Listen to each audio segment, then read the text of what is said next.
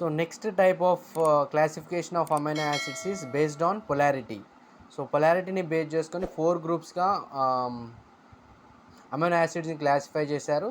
So first one is non-polar amino acids, second one polar amino acids with no charge on side chain, that is R group. Third one is polar amino acids with positive charge side chain or R group. So next last one is polar amino acids with negative R group. So first one is polar group amino acids. So non-polar amino acids.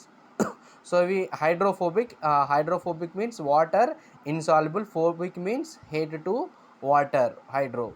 So next no charge on R group. So side chain లో charge అనేది ఉండదు. So side చైన్లో charge అనేది ఉండదు. So examples వచ్చేసి మనకి ఇక్కడ aliphatic side chain amino acids, next aromatic amino acids and proline. So aliphatic side chain amino acids అంటే మనకి ఆర్ గ్రూప్లో మనకి ఎటువంటి ఛార్జ్ ఉన్నటువంటి అమైనో యాసిడ్స్ అన్నమాట ఎలిఫాటిక్ సైడ్ చైన్. సో దీంట్లో మనకి ఏమొస్తాయంటే గ్లైసిన్, వ్యాలిన్, ల్యూసిన్, ఐసోల్యూసిన్ వస్తాయి.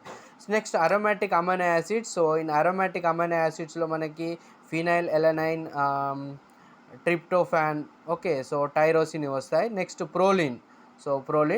So next second one is polar amino acids with no charge on R group. అంటే పోలార్ అమైనో యాసిడ్స్ ఆర్ గ్రూప్లో చార్జ్ అనేవి ఉండవు అన్నమాట. సో దీనికి ఎగ్జాంపుల్స్ వచ్చేసి hydroxyl side chain amino acids, okay. So next sulphydryl group side chain amino acids. So దీనికి వచ్చేసి cysteine, cystine. Next hydroxyl group amino acids. Next amide side chain amino acids. Amide side చైన్లో మీకు glutamine, okay, glutamine so వస్తుంది. Next glycine.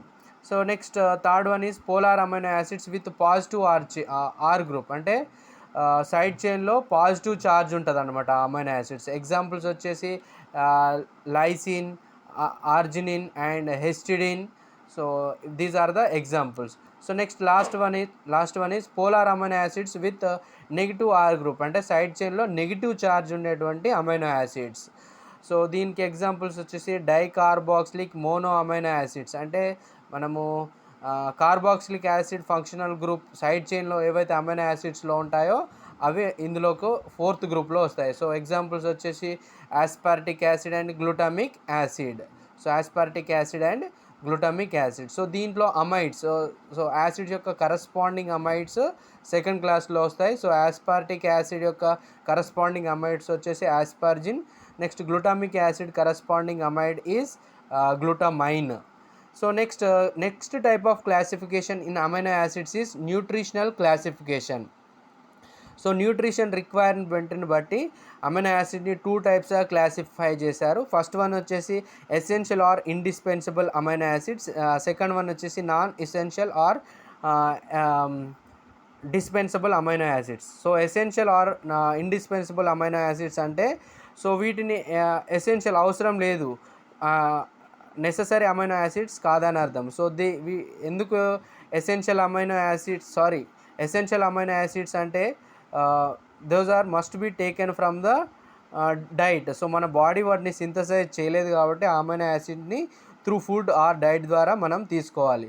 So ఈ essential amino acids అనేవి proper growth కోసము require అవుతాయి. So ఈ ఎసెన్షియల్ అమైనో యాసిడ్స్ వచ్చేసి మనకి 10 amino acids. So 10 amino acids ఉంటాయి. So code for remembering the 10 amino acids is AVHIL MPTT. So A means arginine, V means valine, AVHIL. H means histidine, I means isoleucine, L means leucine, L means lysine. Okay, so ఇక్కడ మీకు next HIL అయిపోయింది. Next MP. సో M means methionine, P means phenylalanine. Next TTలో threonine and tryptophan. So these are the essential amino acids. So essential amino acids అనేవి మనకి protein పౌడర్లో, small children's తీసుకునే protein పౌడర్లో కావచ్చు, తర్వాత మనం ప్రోటీన్ సప్లిమెంట్స్లో ఇవి మనకి ఎసెన్షియల్ అమైనో యాసిడ్స్ అనేవి త్రూ సప్లిమెంట్స్ ద్వారా తీసుకోవాల్సి ఉంటుంది.